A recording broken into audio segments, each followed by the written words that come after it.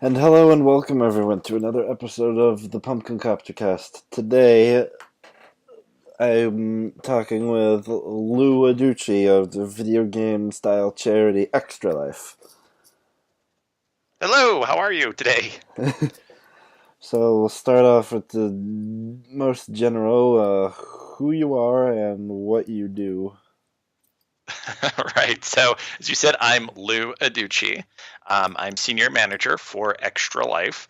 And what senior manager is with any nonprofit organization means I wear a lot of hats, but primarily I'm one of the main points of contact for our community and also for our 170 hospitals that we support through fundraising through Extra Life. Specifically, Extra Life is a fundraising program for the Children's Miracle Network hospitals. And as I mentioned, there's 170 of those hospitals in North America. Okay, So my so day to day, my day to day is really filled with that. Everybody thinks you work for a video game charity, but really I do a lot of communicating with the community. We have a network of about 72 volunteer, what we call them guilds. They're very active volunteer groups that support our hospitals across North America, as well as creating content and planning strategies to improve how we help our hospitals raise funds through video game charity. mm, I myself first heard of Extra Life uh, 3, 4-ish years ago when I went to the a Boston Indie Games Festival with my brother, and so that's how I first became aware of it. And I depending on what I'm paying attention to at the time, I I think I think last year at either PAX East or PAX South, I saw last year or 2 years ago. You guys had a booth in the expo hall. Oh yeah. So that's it. That's like a perfect example of kind of the size of our network. Those folks in Boston, they were volunteers. So those were folks who really care about their community and the kids in their community. They love Extra Life. They love the idea of playing games and using games as a vehicle for good to raise money for their local children's hospital. And they work alongside the hospital and alongside us as kind of the national team to represent us whenever they're in their local conventions or events. Okay, so you kind of already got to question two without even consciously trying describing what Extra Life is. So we'll move on. Sure. Well, I mean, we can. Uh, We can hash that out a little bit. I mean, okay. kind of give folks who listen a little bit of context. I mean, if you think about Extra Life as a 5K for a cause, like a walkathon or a runathon, where we don't run or we don't walk, we play games instead. Mm-hmm. And the key element there is, while playing games is a lot of fun, the hardest part of any fundraiser's uh, job is to ask for funds. So we do set you up with like a campaign page, and that page you can share with friends and family, let them know that you're playing games for your local children's hospital, and all the funds you raise go right back to the hospital. Okay. So, Lou, how did you come to work for Extra Life, and how long have you been working for the charity? Yeah, so I've been an official employee, meaning that they send me a paycheck on a regular basis for just over a year now. But before that, I was a participant. So I was like the majority of folks who know about Extra Life. I wanted to do something different. I wanted to help out my community and play games, and I just got hooked. So then I got involved locally through our local guilds. I'm from Colorado, so we have a Denver guild here in Colorado, and I helped out Children's Hospital Colorado by volunteering my time helping out at the hospital, in addition to helping out with Extra Life. And then on the national level, we they had in 2014 they had this really cool event where they gathered all these Extra Lifers down to Florida, and we had a gaming tournament. And the folks who won that tournament, the money that they quote unquote won was a donation that was unlocked for their hospital. And that kind of really let me see kind of the breadth and the amazing possibilities of Extra Life. And I just got really involved. Eventually, they asked me as a volunteer to start up their official Extra Life stream team. So that's on our official Twitch channel, which is twitch.tv/Extra Life for kids. It's the number 4. And we were a volunteer crew of, we started out with about 10 of us just streaming when we could, advocating and talking about Extra Life on a regular basis. And then a position opened up, and I applied, and they thought I was all right. They thought they should probably start paying me for all the work I do. And so here I am a year later, and working hard for our hospitals and for our community. Okay, so this is the same question I asked when interviewing Brian Snyder of Stack Up and Greg Haynes of the Able Gamers charity. If you want to watch those, they'll probably be in the description by the time this is on the internet. As someone who doesn't like not know like business things, how does the charity work? Like, how does a charity like Extra Life function like in the day-to-day? Sure. So we're fortunate enough to be a program as part of a much larger charitable organization called the Children's Miracle Network Hospital. Mm-hmm. And so they're celebrating their 35th year. And you may remember if you're old enough, the old school telethons on television, and specifically the telethons done by Donnie and Marie Osmond, where they go on the show. They would show that the number which you can call and you can make a donation, and then that money raised would go and support local hospitals.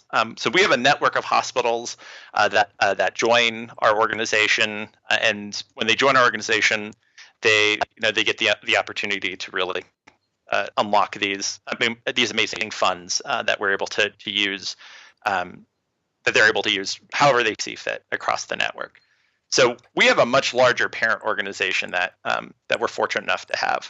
So a lot of support we get is we do have a lot of corporate partners that do support us, but specifically how Extra Life works and how we're able to do what we're able to do is it's all driven by our community. It's driven by the participants, and so those participants they sign up. They ask friends and family, and if they are an influencer, they ask their community to make donations. And the way we have it set up is when somebody makes a donation to an individual, that individual connects themselves to a local hospital and a local Children's Miracle Network hospital, and all the funds that they raise goes directly to them. We don't in that situation we don't take any money off the top. That we're raising money directly for that hospital. Does that answer your question, or are you looking for something else? Yeah, that pretty much answers it. I don't know. I want to make sure that you're getting what you want. Yeah.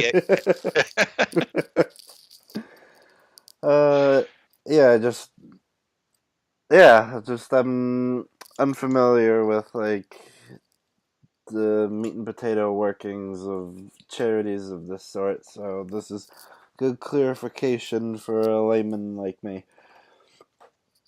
So how was Extra Life founded, and who founded it? Right. So Extra Life was inspired, and it started just with one little girl. Her name was Victoria Enman, and Victoria Enman was fighting leukemia, and during one of our events at our hospital in Texas Children's down in Houston, the founder, Jeremy Adams of Extra Life, he was a radio DJ down in Texas, and he was helping out our hospital with a radiothon. So same idea as a telethon, a radiothon. Folks call in they make donations and it supports the hospital. And he had an opportunity to meet Victoria, and he was so inspired by her that they struck up a good friendship because he was at the hospital a lot, and they just really connected. And have come to find out that Victoria loved games, and Jeremy, who's also known as Doc, he started he was a part of a huge community, was a founder of another community called Sarcastic Gamer, and he had a podcast, he had a following, in addition to being a radio DJ. So he got to thinking that he thought that gamers should have an opportunity to do what they love, and use that as a way to do some good.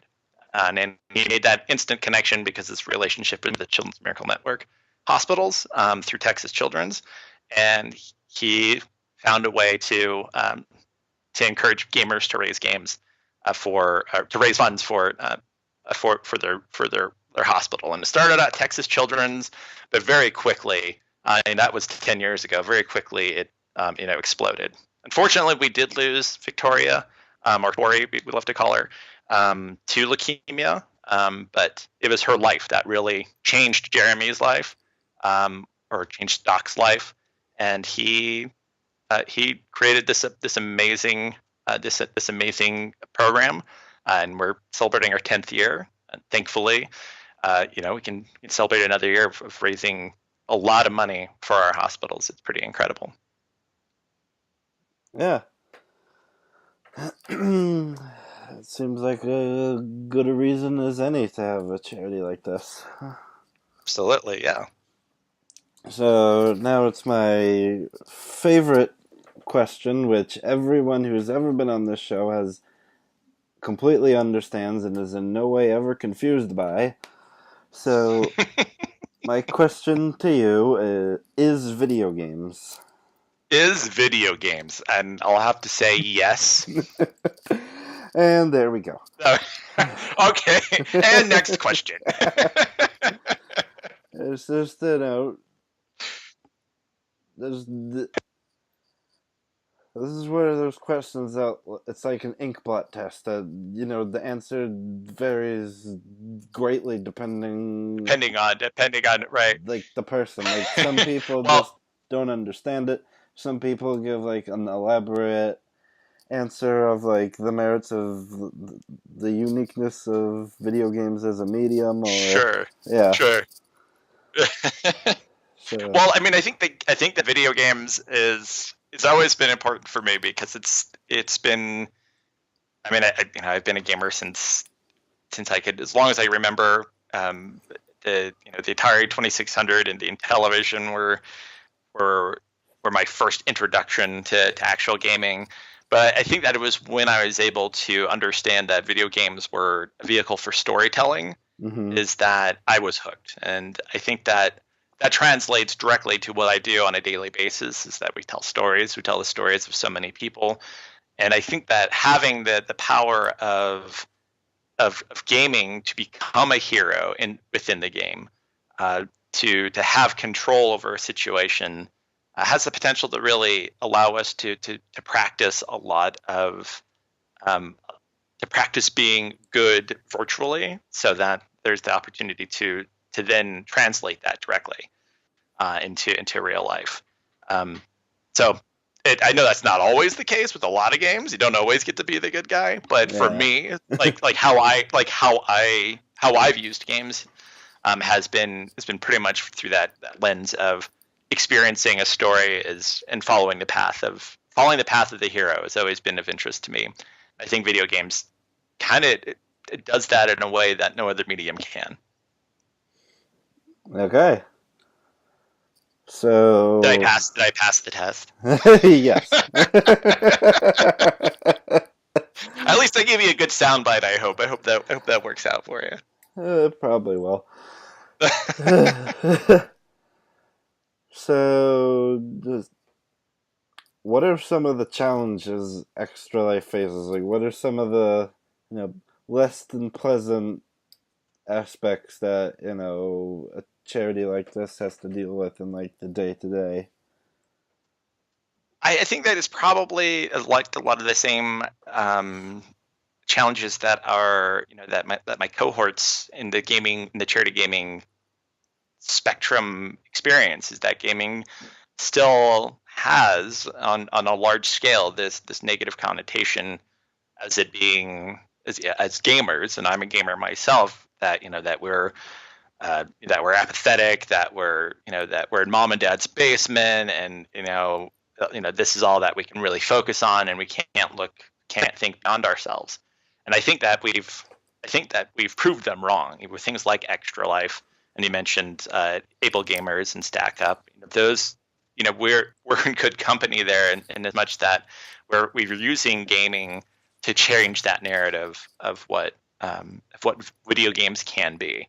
I think that's probably the largest challenge for Extra Life, but we do so much good. I mean, like, you really can't argue that Extra Lifers are anything but passionate and caring and insightful, and our community is phenomenal. I mean, really could not ask for a more caring and exuberant community than the Extra Life community. So I think that's probably the biggest one. I think that the other part of it is just letting people know that they can do this. The challenge is like, you can do some good and still have fun doing it, and challenge yourself and others to think differently about how you spend your time, especially when you're playing games.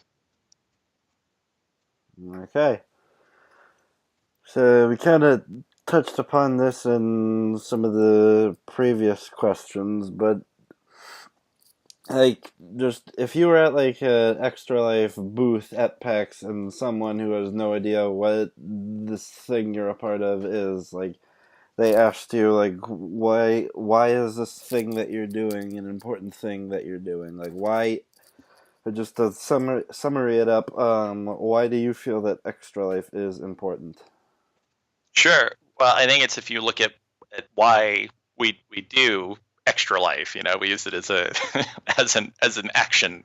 We Extra Life. We raise money for our local Children's Miracle Network hospital, and it's specifically because of the amount of need at our hospitals. If you think about it, every minute, 62 children enter one of our hospitals across North America. I mean, every year we get, we provide care to 32 million patients, to over 10 million kids every year. And our hospitals are nonprofit hospitals, so they need the support. They need to, they need the support to have new machines in their hospitals. The funds, they go unrestricted to the hospital, so they can also support families who are in need, so that no family is turned away from being provided care.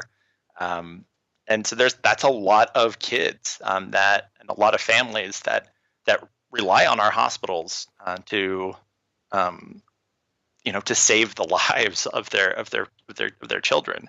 So from our point of view, really, I can't think of too many other things that could be more important, and that could be more fun at the same time to do. And I think that's probably why it's an important thing. Okay. So, what are some goals that the Extra Life charity intends to, like, either meet or exceed sometime in the future? Okay, well, sometime in the future, that's a little vague, but yeah. I think the big idea is really that our hospitals have everything that they need, and that we get to the point where there's so many Extra Lifers and so much money's coming in, that so many kids have such improved quality of life, and so many lives are saved because of what our community can do. So that's like the big blue sky dream, right? Mm-hmm. Yeah. I think the next step is that that we're here for another 10 years, and we may need to be here for another 10 years, because of just the nature of the need of the expense of hospitals and taking care of each other, and especially our kids, is it's a great cost. So we'll definitely need that support. But I also see that I think the idea that Extra Life becomes that household name, synonymous with gaming. That once you think gaming and you think charity, that you think Extra Life. That there's not any question that you don't know what that is, and we're getting there. But we've been around for 10 years, and I still think I encounter enough people, especially in the gaming sphere, that they don't know who we are yet. So we have work to do. Hmm. So, the last official question on the docket is, why do you feel that video games, like, as a collective thing, are important? I think I touched on that a little bit earlier, but I think that it's because it gives us a certain degree of agency. It's we're able to have a story. We're able to decide often how we explore that story, sometimes even how we affect that story in a lot of cases. And it's has the opportunity to transport us and allow us to explore parts of our imagination, parts of our fantasy and dreams, to experience. I mean, it'll more often than not, it's another form of art, and it's also an amazing industry where a lot of people, experience their livelihood. I mean, think of all the artists uh, and all the extraordinarily creative people who are able to express themselves through the medium. Is It's definitely a part of who we are as humans to be able to tell a story, but also to be able to tell a story that others can interact with in a way. I have a theater background, and I I love theater, but I think video games and theater have more in common than most people would think, because I think you get a lot of the depth through experience through gaming, but you also get to have that interaction. You get to engage different parts of your brain with a video game that you don't necessarily get to through film or theater or even literature. And it's also fun. I mean, let's be honest. Yeah, It's really fun. it It's is. fun to blast. It's fun to blast some guys. I mean, I can wax poetic about it because that's what it is. But it's just a lot of fun to play games, and really, there's no limit to what games I'll consider playing. I mean, I love all the systems. I love all the games, and if it's something that's fun, I'll at least check it out. And I remember growing up, we had like the Atari and that sort of thing. But when I got older, we had the original NES, and games were expensive. I mean, they were as expensive then than they are now, if not more so, if you take into account for inflation. So we really only had like one or two games, and so you really played, you played the heck out of those one or two games, and you'd swap them out with your buddy. And so there's that beginnings of that community of the gaming community that I really loved, and now it's huge. I mean, gaming is like everywhere, and everybody plays games, and it doesn't matter who you are or where you come from. You can usually talk about games with someone, and I don't know. It's become a lot more inclusive over the last 10 years. I think that we can definitely do better with that part of it, but yeah, I think games they're going to be, etched up there right next to film and theater and literature as a way that we express ourselves. So that's why I think video games are important. Okay. And just one last question that didn't get a chance to type on to the docket just before we conclude this little thing. So, what is your background with video games? Like you said, mentioning things like the Atari, that those are your first. So I'm assuming you grew up with video games from like roughly the time they started to the present.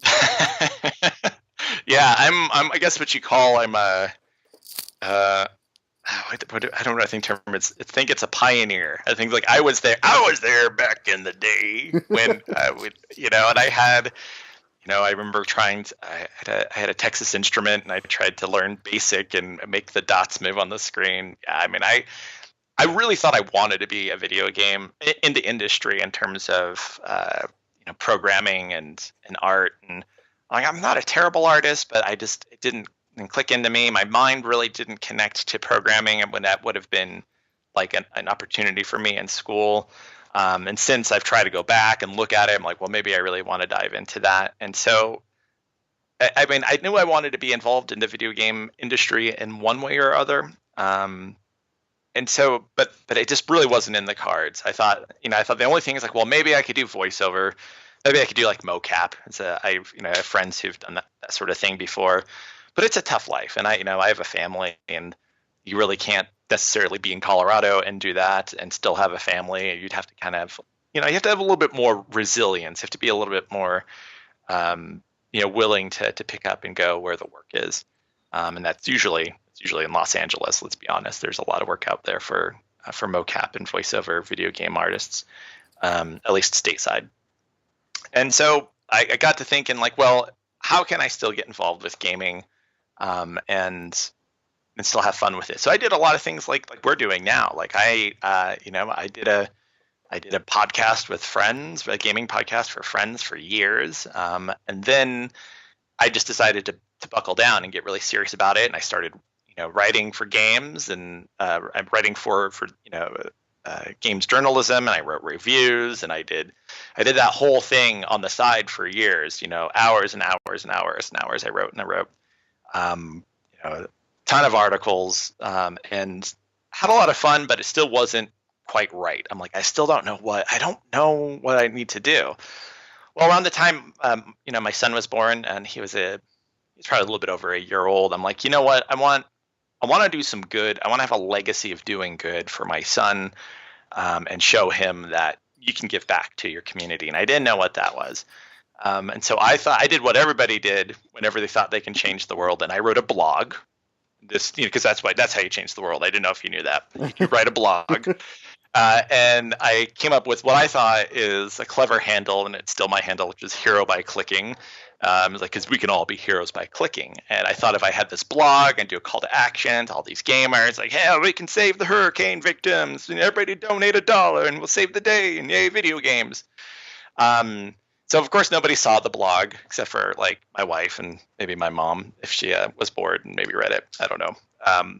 But it was about just before I got, I was too depressed. I saw an ad for Extra Life on Facebook, and that kind of just started it all. And I was like, oh, somebody already did it. They did it so much better than I ever could have. And it's a legitimate charity. I can do good and play games and have fun, and become a part of this amazing community. So Okay. That's what happened. Yeah. So that brings us to the end of this particular episode of the Pumpkin Copter Cast. I'd like to thank Lou Adducci of Extra Life for entertaining the delusions of a crazy person by being on this show. You're welcome. And yes, for any of the -7 people who listen to this, and if Extra Life is something you might be interested in, there will be a link to their official website in the description. You can follow, I believe you can follow Extra Life on the Twitters at Extra Life 4, as in the number 4 kids. That's right. You find out more at extra-life.org, and you can sign up today. And yeah, if